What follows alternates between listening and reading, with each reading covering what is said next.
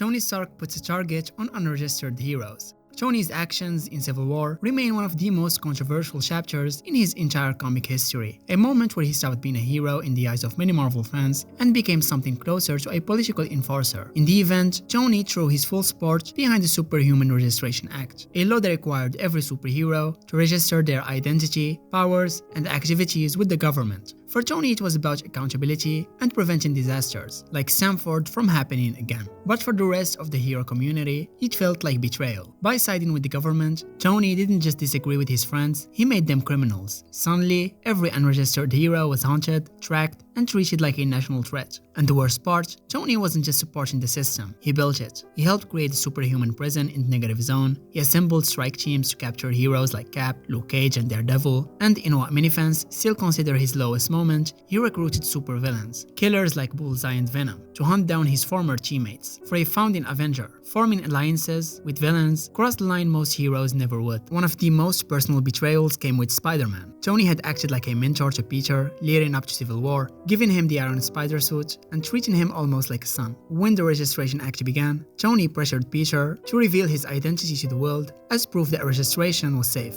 Peter trusted him, he believed in Tony's vision, and unmasked on live television. The fallout was immediate. Villains targeted MJ, his identity was ruined, and Aunt May was shot, leading directly into the events of One More Day. Tony's supporters argued that he believed he was doing the right thing, that guilt drove him, that responsibility mattered. But intention doesn't erase consequences. By imprisoning heroes, enabling villain-led strike squads, and helping create a system designed to crush dissent, Tony became the very thing many heroes fought against for decades. Even after Civil War ended, the trust he lost didn't come back easily. Friends looked at him differently, enemies saw opportunity, and fans, well, a lot of them still hold this era against him.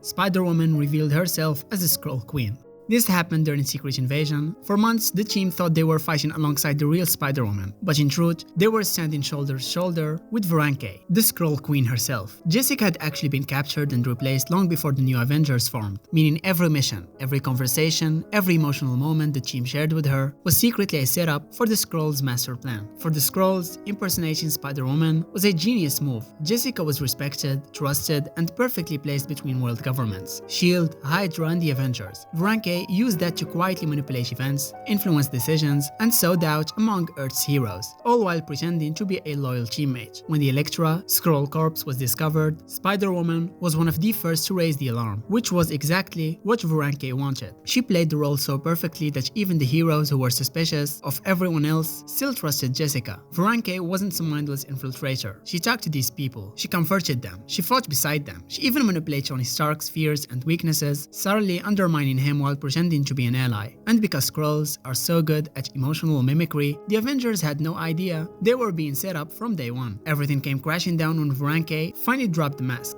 In the middle of the Secret Invasion, she revealed her true form, the Skrull Queen, leader of the entire conquest of Earth. She hijacked Iron Man's systems, destabilized S.H.I.E.L.D., and coordinated the replacement of several heroes while the Avengers were too shocked to react. The moment was so iconic that it reshaped the entire Marvel universe, leading directly into Norman Osborn's Dark Reign era. By the end of the war, Veranke was killed, but the damage she caused didn't disappear. The real Jessica Drew eventually returned, only to find her reputation shattered and her identity used as a weapon against her friends. Spider-Woman's name became tied to the worst infiltration in Marvel history, and even though she wasn't responsible, her teammates would never forget that the woman they trusted turned out to be their greatest enemy. Mr. Sinister takes over Krakoa. From the beginning of the Krakoa era, Sinister was invited onto the Quiet Council for one reason. Mutants needed his genius. His mastery of genetics and cloning made the resurrection protocols possible, giving mutant kind the ability to die and return stronger than ever. But trusting Sinister is like trusting a snake not to bite. From day one, he smiled, bowed, pretended to behave, all while plotting something catastrophic. What no one realized was that Sinister wasn't just helping resurrect mutants, he was tampering with them. Every time a mutant went through resurrection, Sinister secretly implanted fragments of his own DNA into their bodies. It was subtle, invisible, and completely undetectable. Over time, these genetic backdoors gave him influence over the resurrected, allowing him to twist their behavior, steer their decisions, and slowly compromise the very leadership of mutant kind. The Quiet Council thought they were guiding Krakoa into a golden age, but they were really becoming Sinister's puppets, one by one. That all exploded in the event Sins of Sinister in 2023, which explores an alternate timeline showing what happened happens when Sinister gains total control. Once he activated his hidden genetic commands, he effectively hijacked Krakoa overnight, seizing control of the council and turning its most powerful members into extensions of himself. But that was only the beginning. With access to mutant immortality, Omega-level powers, and a nation that trusted him, Sinister didn't just betray Krakoa. He reshaped the world. His empire spread across the planet, twisting heroes into monsters and turning the dream of mutant utopia into a nightmare, ruled by one man's ego. Sinister's corruption infected the council itself, pushing other members into acts of treachery and violence they never would have committed. The betrayal wasn't just Sinister versus Krakoa anymore. It was mutants betraying mutants, friends betraying friends, all because one man infected the entire system from the inside. So Mr. Sinister didn't blow up Krakoa, he didn't attack it. He slowly rewrote it, turning an era of unity and rebirth into one of corruption and control. Even for a villain known for backstabbing everyone, this remains Sinister's crowning act of betrayal, not just of Krakoa, but of the entire mutant dream. Wonder Man formed the Avengers to stop the Avengers. Simon Williams had always been one of the Avengers' most loyal heavy hitters. After originally joining as a villain called Power Man, he quickly redeemed himself, became Wonder Man, and even died saving the team before being resurrected years later. He lived, trained, and fought alongside the Avengers for decades, but over time, watching the team's battles tear up cities, cause innocent lives, and trigger universe-wide catastrophes, Simon started to feel like the Avengers caused more problems than they solved. That frustration grew into resentment. From world-ending events to internal betrayals, Wonder Man saw a pattern. Every time the Avengers swooped in to save the day, someone else suffered, so he made a drastic decision. If the Avengers wouldn't change, then he'd force them to. Simon gathered a group of overlooked, underestimated, or disillusioned heroes and created a team called the Avengers. This wasn't a random villain squad, it was a collection of people who genuinely believed the Avengers had become a danger to the world. The Avengers lineup was surprisingly powerful. There's Demon, Goliath, Atlas, Anti-Venom, Captain Ultra, Sentry, Devil Slayer, and more followed Wonder Man's lead because they trusted his integrity. To them, Simon wasn't acting out of hatred, he was acting out of principle. They confronted the Avengers head-on, staging an all-out attack meant to topple the team and force the world to question whether the Avengers deserved their pedestal. Ironically, their attempt to protect the world from the Avengers caused massive collateral damage, the very thing Simon claimed he wanted to prevent. The battle ended with the Avengers' defeat, but the emotional fallout hit harder than the punches. Wonder Man had crossed the line he never thought he'd cross, turning on the friends he once considered family, and yet deep down, he still cared. Eventually, Simon realized that his approach was wrong. He wasn't helping anyone, not the world, not the Avengers, and not himself. After the dust settled, he apologized and rejoined the team, though he came back with a completely different outlook. From that point on, Wonder Man embraced pacifism, choosing to help in ways that didn't involve violence or destruction. His betrayal wasn't about ego or power, it was a crisis of fate, a hero trying to reconcile his ideals with the world that kept breaking them. And in true Wonder Man fashion, he eventually found a way back. Doctor Strange erases Captain America's memory. It happened during the build-up to Jonathan Hickman's Secret Wars, when the Illuminati were dealing with incursions. Earths from different universes were colliding and destroying entire realities. Their solution: if two Earths were on a collision course, one of them had to be destroyed to save the universe. It was a horrific choice, but the Illuminati decided they would make it, so no one else had to. Captain America was originally part of the team, and at first they wanted him there to keep them grounded morally. But the more they discussed destroying worlds, the more Steve Rogers pushed back. He refused to accept destroying another Earth full of innocent lives, even to save their own. He believed there had to be another way, something that didn't involve genocide. Steve's moral code is unbreakable, and that became a problem for a group willing to cross lines he never would. To keep Steve from stopping them, the team made a shocking decision. Doctor Strange wiped Captain America's memory. Tony Stark and the others agreed, but Strange was the one who actually cast the spell. With one incantation, he erased Steve's recollection of the meetings, incursions, and the fact that his closest friends were planning to sacrifice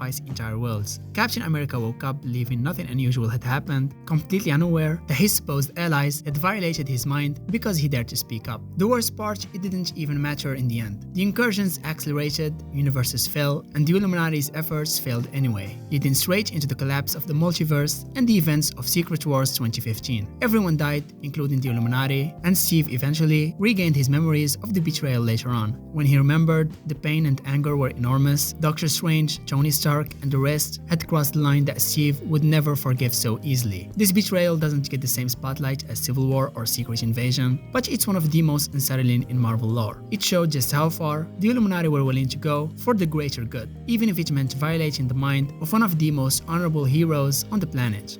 Quicksilver starts House of M. Pietro has always been one of Marvel's most complicated heroes. He's hot-headed, impulsive, and painfully arrogant. But underneath all that is someone who's terrified of losing the people close to him. By the time House of M began, Wanda was mentally collapsing after the events of Avengers disassembled, and the Avengers and X-Men were considering a solution Pietro found unthinkable, killing her to save the world. When Pietro overheard the secret meeting between the Avengers and the X-Men, he completely snapped. To him, it wasn't a moral debate, it was a betrayal. These were Wanda's friends, people she fought beside for years, and they were discussing ending her life. Pietro couldn't accept that, and in his fear, he went straight to Wanda. But instead of calming her or guiding her toward help, he pushed her in the worst possible direction. He convinced her that the only way to stop the heroes from hurting her was to reshape reality itself. With his words, his presence, his pressure, and his emotional manipulation, Pietro set Wanda on the path to creating the House of M. The rewritten world looked like a paradise on the surface. Mutants were the ruling class, humans were the minority, and Magneto, their father, finally had the peaceful society he always dreamed of. Pietro believed he was saving Wanda and restoring his family, but what he had actually done was trap the entire planet in a fake reality built on Wanda's fragile psyche. The consequences were massive, heroes forgot who they were, relationships were rewritten, the entire world functioned on a lie that could crumble at any second. Pietro had forced his sister to use her powers in a way that strained her sanity even further. When the illusion eventually broke and the heroes remembered the truth, Wanda realized how deeply she had been used, not just by her father, but by her brother. Feeling shattered, she whispered 3 words: no more mutants. Overnight, millions of mutants lost their powers, the mutant population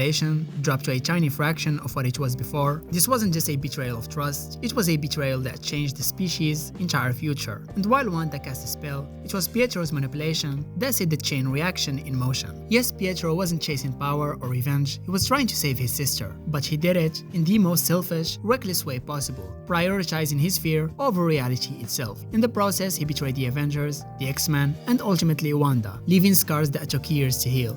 Ultimate Black Widow's betrayal. In the Ultimate Universe, Natasha Romanoff started out just like the version most people recognize, a highly skilled spy, dangerous, calm under pressure, and a member of the Ultimates. The public saw her as a hero working with Nick Fury, Iron Man, Cap, and the rest, helping defend the world from major threats. She worked closely with Iron Man and even developed a romantic relationship with him, which made people trust her even more. But unlike the main 616 version of Natasha, the Ultimate version was hiding something much darker. She wasn't loyal to the team the way everyone believed. She was secretly working against the Ultimates from the beginning. Everything she did, every mission, every relationship, every piece of trust she built was part of a long-planned betrayal that she kept hidden until the right moment. And this made her fall feel extremely shocking when it was finally revealed. Her big betrayal happened during the Ultimates 2. Natasha helped orchestrate the invasion of America by the Liberators, a coalition of nations that wanted to destroy the US super soldier program and take revenge. She framed the Ultimates, exposed their secrets to the world, and caused chaos inside the team from the inside. So while she pretended to be a loyal ally, she was actually sending crucial info to America's enemies and setting the entire collapse in motion. When Tony discovered the truth, it hit even harder because he loved her and trusted her. Natasha didn't hesitate to turn on him either. She held him at gunpoint and revealed she never cared about him in the way he cared about her. Her betrayal wasn't emotional. She was willing to destroy him, betray her friends, and let countless innocent people die just to complete her mission. But her plan didn't last. Hawkeye eventually captured her, and this is where Ultimate Hawkeye proved how brutal he could be. He personally executed her as revenge for everything she did to the team and to his family. Natasha didn't get a redemption arc. She didn't get a moment to rethink what she did. Her fall ended violently and fast, which matched how cruel her betrayal was.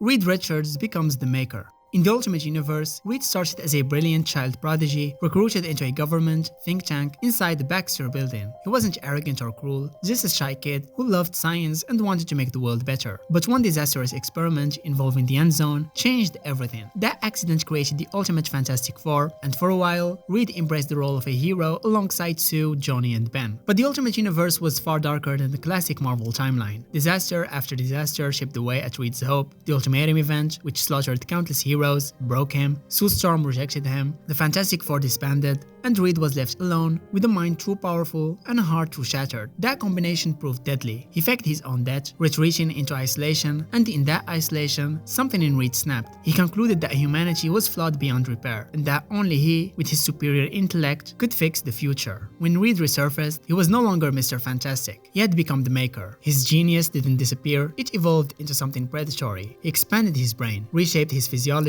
and transformed himself into a post-human mastermind. The Maker didn't attack with brute force, he used biotechnology, dimensional weapons, and long-term schemes so elaborate that his former teammates weren't just outgunned, they were outthought. For the first time, Reed was someone the world truly needed to fear. Even when the Ultimate Heroes confronted him, the fear in him never lasted. The Maker escaped, rebuilt, and came back again and again, each time with a bigger plan and a darker vision for the world. When the Ultimate Universe collapsed during Secret Wars, the Maker didn't die, he slipped into Earth 616, becoming a major multiversal threat. He's battled the Avengers, the X-Men, Venom, and even the Council of Reeds. No matter how many times he falls, he always returns. Ultimate Reed's betrayal wasn't a single moment, it was a transformation, a slow burn, a brilliant mind tearing itself apart until all that remained was the cold, calculating Maker.